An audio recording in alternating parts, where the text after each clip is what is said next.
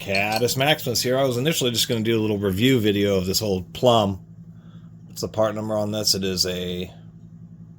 Well, that's hard to read. Looks like it's a 4769. So Plum is what became Proto Tools. It was actually started by somebody named Plomb, but then the Plumb Tools Company filed a trademark infringement lawsuit against them, and so in the late 1940s, technically 1948, they changed their name to Proto. Of course, the Plum stamped tools continued to be sold until the stock had run out.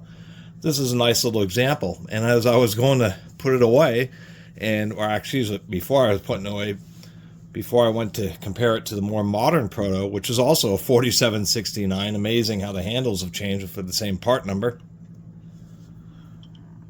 I was looking, I saw my Coken here. That's why I titled the video, Did Coken copy Plum? Now, Coken didn't start making tools until the 1950s and didn't start shipping them until, I believe, 1957. But my goodness, the little ridges here are just the same. I mean, it is nearly a dimensional copy of the Proto. I am not talking about the quality. The quality of the Coken is excellent, all through steel shaft, but I am just kind of amazed.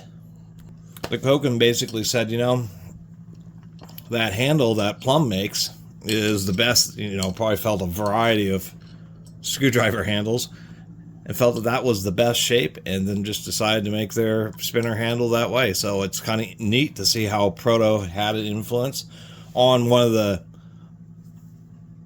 premium Japanese hand tool manufacturers. The Coken is often known as the Snap-on of Japan. But I just couldn't believe that it's a Plum, and I never would have known until I ran into this Plum. We can see the logo. What's interesting is that's almost worn off, but the logo is actually held up pretty well. It is a back drive. It just isn't a through shank. I kind of like the way they did these, where they just put a smush and put a big flat. That really offers a sturdy connection. I don't like this damage right here of somebody using a pair of pliers on a spinner handle.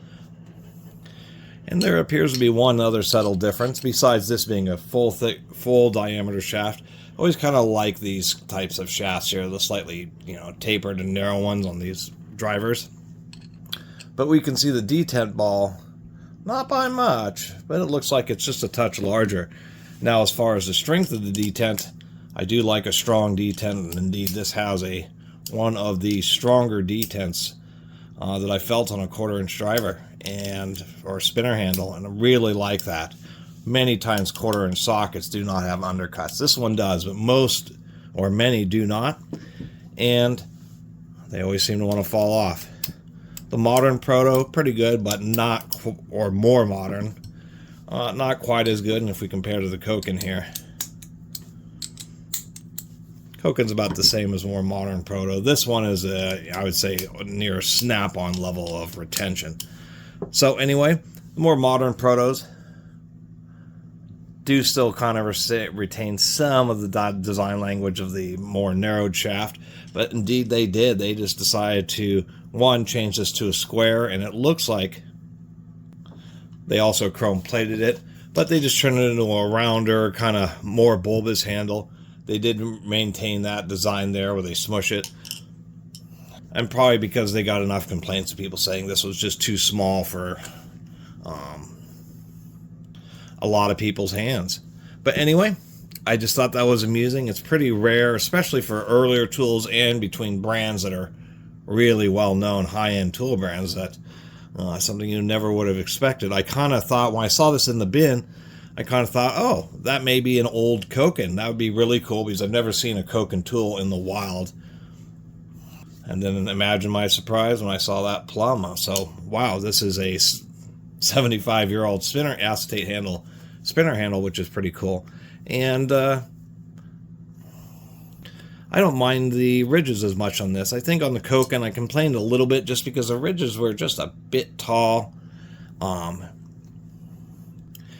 I think if they're just a little bit more rounded, kind of like they had done on this old Proto, that I would have just been a little bit more enamored with the Coken. Anyway, that's a little video about this old Plum spinner handle. I'm pretty stoked to have picked it up. Really like that. And how, indeed, just random chance of running into that.